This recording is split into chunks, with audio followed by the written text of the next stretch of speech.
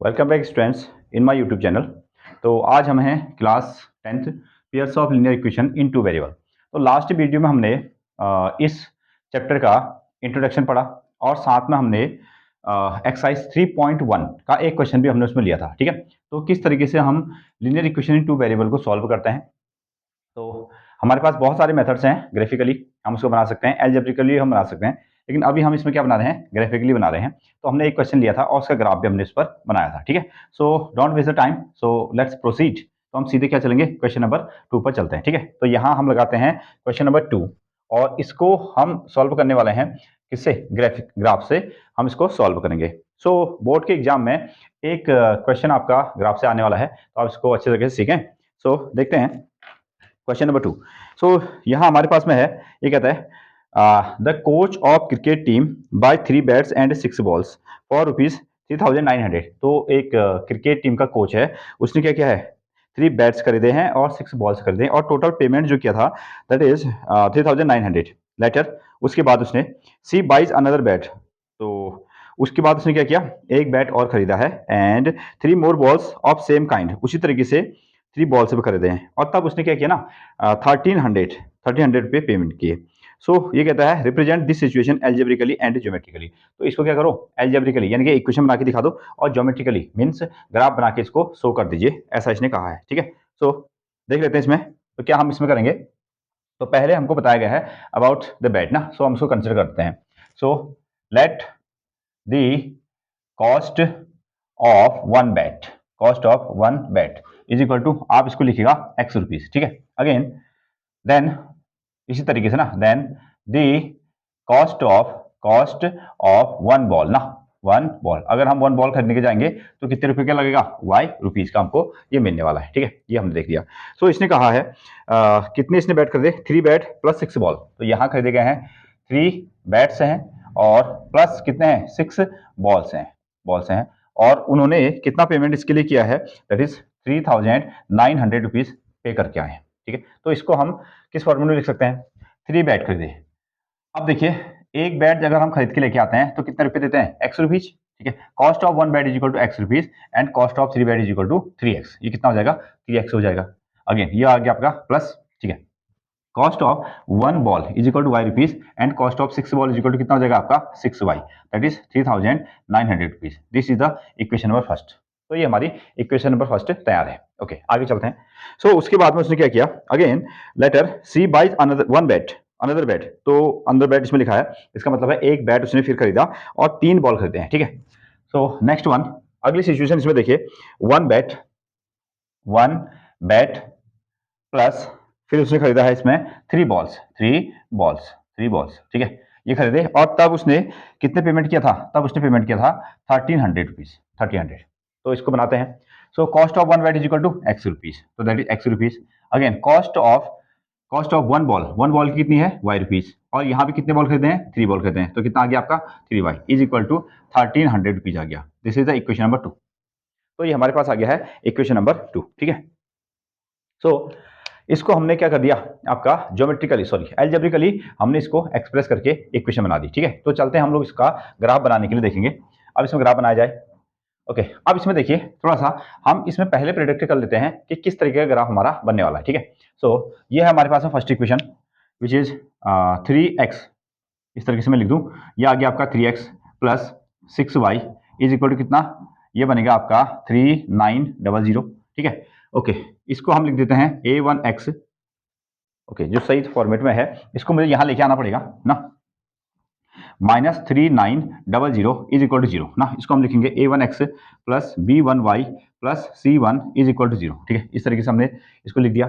a1 की value कितनी हो जाएगी, a1 इज इक्वल टू हो जाएगा आपका 3, b1 इज इक्वल टू कितना हो जाएगा 6 और c1 की वैल्यू हो जाएगी -3900। ठीक है, सो मैं इस टर्म को यहाँ क्यों लेके आ गया, क्योंकि जो हमारे पास जनरल इक्वेशन है उसके सारे टर्म्स a1 b1 c1 वो कहाँ रहते हैं, लेफ्ट में रहते हैं। ठीक है, सो a1 b1 एंड c1 को हमने इसमें फाइंड कर दिया। अगेन अब दूसरी इक्वेशन को सॉल्व करें तो ये बन गया आपके पास में x, again x plus 3y minus कितना 1300 इज इक्वल टू कितना आएगा 0 आ गया। ठीक है, ओके, इसकी भी जनरल इक्वेशन के साथ कंपेयर कीजिए, a2x प्लस b2y प्लस कितना आ जाएगा c2 इज इक्वल टू कितना हो गया आपका 0। ठीक है, इस तरीके से हमने लिखा। ठीक है, हम कंपेयर करते हैं तो दूसरी इक्वेशन से देखिए, हाँ, a2 इज इक्वल टू, यहाँ पर कितने हैं 1x, ठीक है।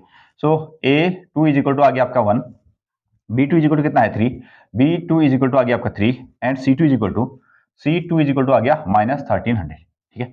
नाउ हमने देखा था कि अगर हम दो लीनियर इक्वेशन को क्या करेंगे, कंपेयर करेंगे, दो लीनियर इक्वेशन को अगर हम कंपेयर करेंगे तो किस तरीके से ग्राफ बनेगा, उसके लिए भी हमने पैटर्न देखा है, ठीक है। तो इनका हम रेशियो बनाते हैं। सो a1 अपॉन a2, ठीक है, रेशियो बनाइए। a1 है आपके पास में 3 और a2 कितना है 1, तो आंसर आ गया आपका 3, ये 3 आ गया। अगेन अब निकालते हैं हम लोग, a1 a2 हो गया। नाउ b1 अपॉन b2 कितना आ रहा है, b1 की वैल्यू है 6 एंड b2 की वैल्यू कितनी होगी आपकी 3, b2 की वैल्यू है 3, तो हमने इसको डिवाइड किया तो कितना आ गया 2 आ गया। तो यहाँ हमको क्या रिजल्ट मिल रहा है, यहाँ हमको रिजल्ट मिला a1 upon a2 does not equal to b1 upon b2, ठीक है। ये हमको चेक करने के लिए नहीं कहा गया है, ठीक है, ये हमको चेक करने के लिए नहीं कहा गया, बट मैंने इसको बता दिया कि इस तरीके से हम पहले प्रिडिक्ट कर सकते हैं कि किस तरीके का ग्राफ बनेगा, ठीक है। ओके, सो यहाँ पर को अब हमारा जो ग्राफ बनने वाला है, अगर a1 upon a2 does not equal to b1 upon b2 है, then we can say that this graph will be intersecting. तो यहाँ जो हमारा ग्राफ बनेगा ना, वो कैसा बनेगा, इंटरसेक्टिंग ग्राफ बनेगा। और कितनी जगह पर, ओनली वन प्लेस पर, एक जगह पर ये इंटरसेक्ट करता हुआ दिखाई देगा, ठीक है, दैट्स ऑल। आगे चलें, तो ये हमारे पास में इक्वेशन है और हमने इसको चेक कर दिया। ये वाले पोर्शन को आप नहीं भी करेंगे तो चलेगा, ठीक है, बट ये जस्ट चेकिंग के लिए है, ठीक है। आगे आने वाले एक्सरसाइज में हम इस तरीके से क्वेश्चन को बनाया करेंगे, ठीक है। सो फर्स्ट ऑफ ऑल जो हमारे पास में इक्वेशंस हैं उनको क्या कर लेते हैं, एक्स या वाई की फॉर्मेट में लिख देते हैं, ठीक है। तो आप इसको नोट डाउन कर दीजिए, ठीक है, मैं इसको यहाँ से इरेज करने वाला हूँ। तो नेक्स्ट वन, यहाँ हम पहुंचे। So equation number first, equation number second, ठीक है, इसको हमने यहाँ से इरेज किया।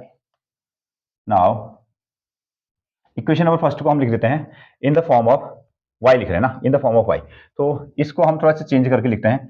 ये हम हमारे पास में 6y आ गया, इधर कितना है 3900, ठीक है, ये प्लस 3x था तो इधर जाएगा कितना हो जाएगा -3x हो जाएगा, ओके ना। हाँ, और इसको हम क्या कर सकते हैं, इसको हम 3 से डिवाइड भी कर सकते हैं, 3 से डिवाइड कर दिया जाए इसको, 3 से इसको डिवाइड करेंगे तो अच्छा यहाँ देख लेते हैं, 3 से इसको डिवाइड कर दिया तो ये बन गया आपका 3 से 1 टाइम बन गया, ठीक है। इसको डिवाइड कर दो तो कितना आएगा, 1300 आ जाएगा। इसको डिवाइड कर दो, ये कितना बनेगा 2y, ठीक है। तो 3 से हमने इसको डिवाइड कर दिया ना, 3 1 जा और 13 3 जा एंड 3 2 जा, okay. y is equal to कितना आएगा 1300 minus X upon two, this is the equation number 3। मैंने इसको लिख दिया, 1 को चेंज करके बना दिया है 3 बना दिया है। क्यों, हम उसको अभी x की वैल्यू रखेंगे और y की वैल्यू क्या कर लाएंगे, फाइंड आउट कर लाएंगे ना, ठीक है। अगेन दिस वन, इसको भी इसी तरीके से बनाओ, ठीक है, इसको बनाते हैं। सो यहाँ आएगा आपका 3y और ये है आपका इज इक्वल टू 1300 माइनस, इसको इधर ले जाते हैं तो कितना आ गया आपका x आ गया, ठीक है, okay. This one minus 1300, okay. यहाँ पर को y इज इक्वल टू कितना आएगा 1300 माइनस x अपॉन कितना आ जाएगा 3, ये हो गया इक्वेशन नंबर 4, ठीक है। तो ये हमारे चेंज वाले इक्वेशन है, ठीक है, इसी फॉर्मेट में इसको लिखेंगे। हाँ, सो इसको इरेज कर देते हैं, आप इसको पॉज करें, नोट करें, ठीक है, आपके नोट्स के लिए काम आएगा ये। सो अब देखते हैं इसका ग्राफ किस तरीके से बनने वाला है, ठीक है। तो फर्स्ट ऑफ ऑल हम यहाँ बनाने वाले हैं, जैसे हमने इक्वेशन नंबर फर्स्ट ले ली तो ये बन गया आपका y और ये आ गया आपका 1300 माइनस एक्स ओवर कितना आएगा 2 आ गया, ठीक है। एक इस तरीके से आप इसमें बॉक्स बना सकते हैं, ठीक है, और यहाँ पर को एटलीस्ट 2 या 3 वैल्यू आप इसकी फाइंड आउट कर सकते हैं, x की वैल्यू और y की वैल्यू, ठीक है। तो x की वैल्यू कुछ सोच लीजिए, इसमें क्या हम इसमें x की वैल्यू रख सकते हैं और किस तरीके से इसमें y की वैल्यू आएगा ना। सो कितना इसमें वैल्यू रखा जा सकता है। So first of all x is equal to हम रख लेते हैं 0, ठीक है, x की वैल्यू हमने क्या रख दी 0। तो यहाँ आते हैं तो हमने क्या किया, x is equal to 0 put किया तो y is equal to 1300 minus 0 over कितना आएगा 2, ठीक है, ये आएगा आपका 1300 और अपॉन 2, इसको डिवाइड करोगे ना 650, तो ये बन गया आपका 650, एक आंसर ये आया, ठीक है। अगेन एक दूसरी वैल्यू हम इसमें चूज करते हैं, दूसरी वैल्यू। अब देखिए इसको हमने ले लिया कितना 1300, ठीक है, x की वैल्यू कितना ले लिया 1300 ले लिया। So next x is equal to रखा है 1300, again y is equal to यहाँ रखने वाले, हाँ 1300 माइनस कितना 1300 अपॉन कितना 2, दैट इज 0 ओवर 2, कितना आ जाएगा आपका, ये आंसर आएगा 0, ठीक है, एक आंसर ये आ गया। सो एक आंसर और इसमें हम निकाल लेते हैं, एटलीस्ट हम 2 आंसर या 2 से 3 आंसर तक इसमें निकाल सकते हैं, ठीक है। तो क्या चुनिए, इसमें कुछ वैल्यू रख लो, that is x is equal to 100 रख लेते हैं ना, x इज इक्वल टू हमने क्या कर दिया 100 कर दिया। सो x इज इक्वल टू हमने यहाँ पुट किया है 100, सो y विल बी, y कितना होगा 1300 minus x over 2, that is यहाँ हम रखने वाले हैं 100 और 1300 में से 100 गया तो कितना आ गया 1200 ओवर 2 कितना आ गया आपका 600। ठीक है, तो इसकी वैल्यू कितनी आई है 600 इसकी वैल्यू आ गई। ठीक है, दिस वन। इस तरीके से आप इसको बनाने वाले हैं। ये इक्वेशन नंबर फर्स्ट का सॉल्यूशन है। ठीक है, तो आप इसको नोट करें इस तरीके से आपको। ठीक है, आप डायरेक्टली न रखें। ठीक है, कैलकुलेशन करने के बाद इसमें वैल्यू रखें। ठीक है, ये कैलकुलेशन भी इंपॉर्टेंट होगा, सो रिमेंबर दैट थिंग। ठीक है, इसको आप याद रखिए। अगेन अब मैं इसको इरेज करने वाला हूं, अब सॉल्व करने वाला हूं मैं इक्वेशन नंबर सेकंड। ठीक है, सो यहां से हम चलें नाउ दिस इज। अब लीजिए इक्वेशन नंबर फोर्थ को हम सॉल्व करने वाले हैं। अगली इक्वेशन है आपके पास y इज इक्वल टू कितना 1300 माइनस एक्स अपॉन कितना आएगा 3। ये दूसरी इक्वेशन है। ठीक है, तो इसके लिए भी हम क्या कर लेते हैं ना, वैल्यू रखने के लिए इस तरीके से एक बॉक्स बना देते हैं और यहाँ एटलीस्ट हम कितनी वैल्यू निकालने वाले हैं 3 वैल्यू निकालने वाले हैं।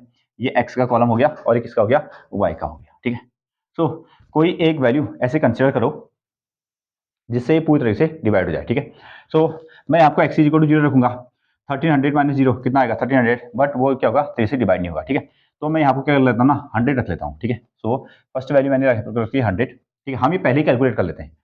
100 1300 में से 100 गया तो 1200 और 1200 3 से क्या हो जाएगा डिवाइड हो जाएगा।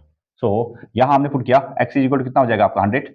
Now y is equal to 1300 minus 100 over 3 that is 1200 आ गया और इसको 3 से डिवाइड कर दो कितना बच जाएगा आपका 400। तो ये आंसर आया आपका कितना 400। आपको ये अगला आंसर मिलता है। ठीक है, सो इसी तरीके से हम और भी वैल्यूज इसमें क्या कर सकते हैं रख सकते हैं। ठीक है, सो लेट्स प्रोसीड। तो क्या वैल्यू इसमें रखी जाए इक्वेशन नंबर 2 में ना।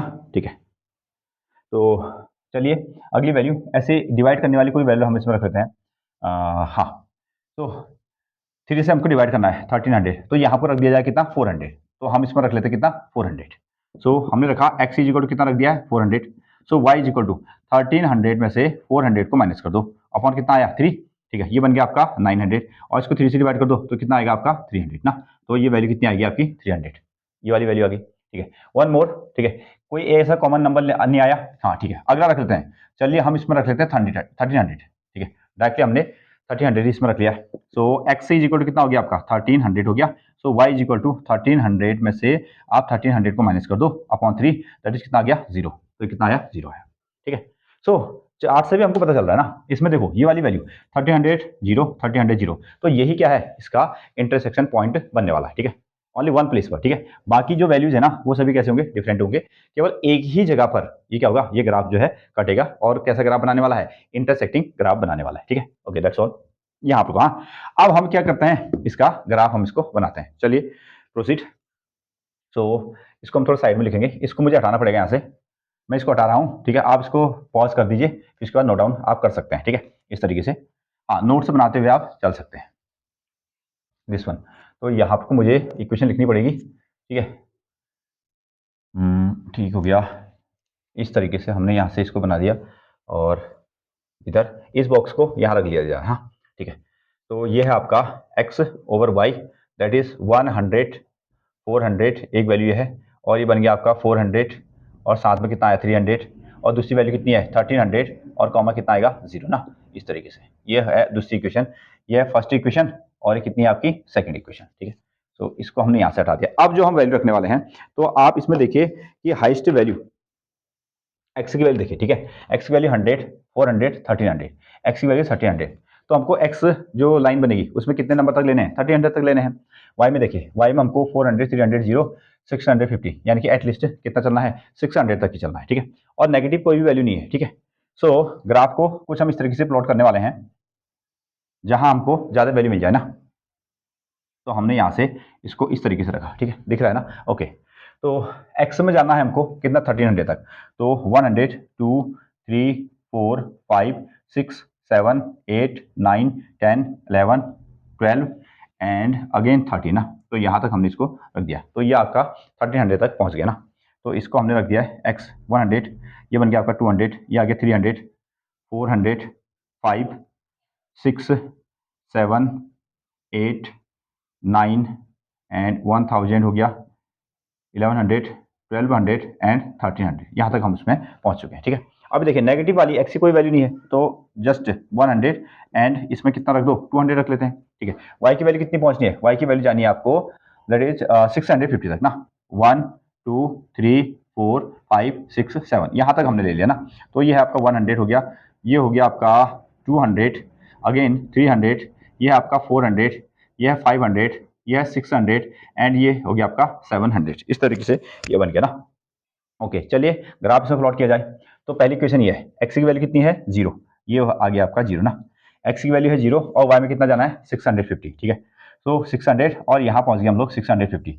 तो ये जो ग्राफ बना ना, ये पॉइंट है आपका 0,650 का, ये पॉइंट तैयार हो गया।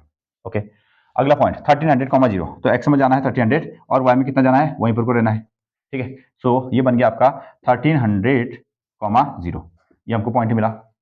नेक्स्ट 100,600, 100 कितना 600 ना, 100,600 यहाँ पर हम पहुंच रहे हैं अगेन। सो 100,600 पर इस पोर्शन पर हम पहुंच गए लगभग, ये हमने इसको बना दिया, ठीक है।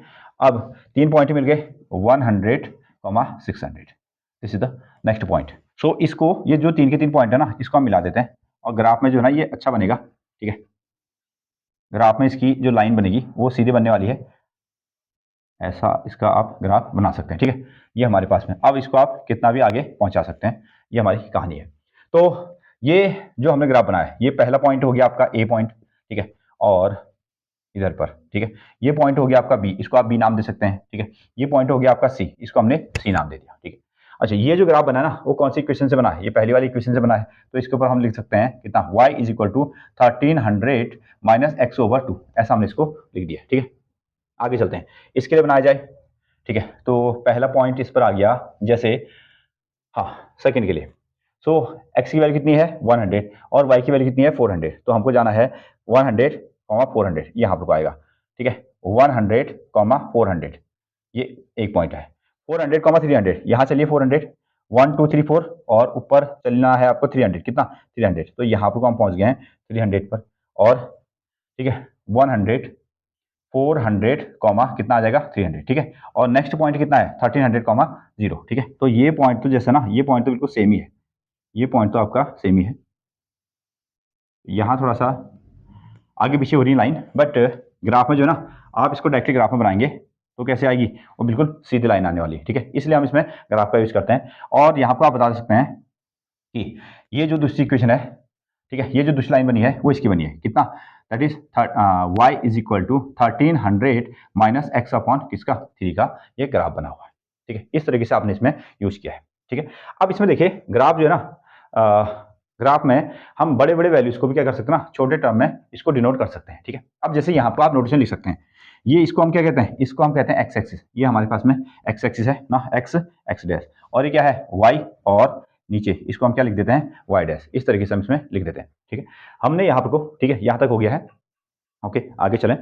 तो इस तरीके से आप इसमें ग्राफ बनाने वाले हैं, और हमने पहले प्रेडिक्ट कर दिया था कि ग्राफ कैसा बनेगा, इंटरसेक्टिंग बनेगा, कितने पॉइंट पर, ओनली 1 पॉइंट पर, ठीक है। मैं इसको इरेज करता हूं, और यहाँ पर ग्राफ में आप ये भी लिखिएगा, ठीक है। आपने एक्स एक्सिस में जो नोटेशन लिया ना, जो वैल्यू ली है इन एक्स एक्सिस, ये भी आपको लिखना है इन x axis.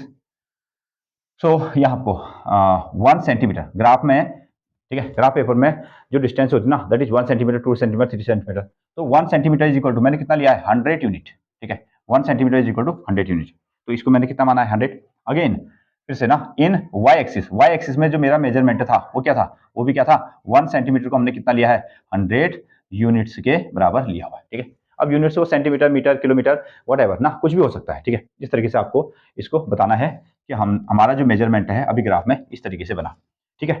So that's all for this video ना। तो लेक्चर लंबा हो जाएगा, तो अगले क्वेश्चन के लिए हम मिलने वाले हैं अगले वीडियो में। तब तक आप इसको पढ़िए, ठीक है। और अगर आपको वीडियो अच्छी लग रही है तो लाइक करें, शेयर करें, कमेंट करें और सब्सक्राइब जरूर करें, ठीक है। Thank you very much.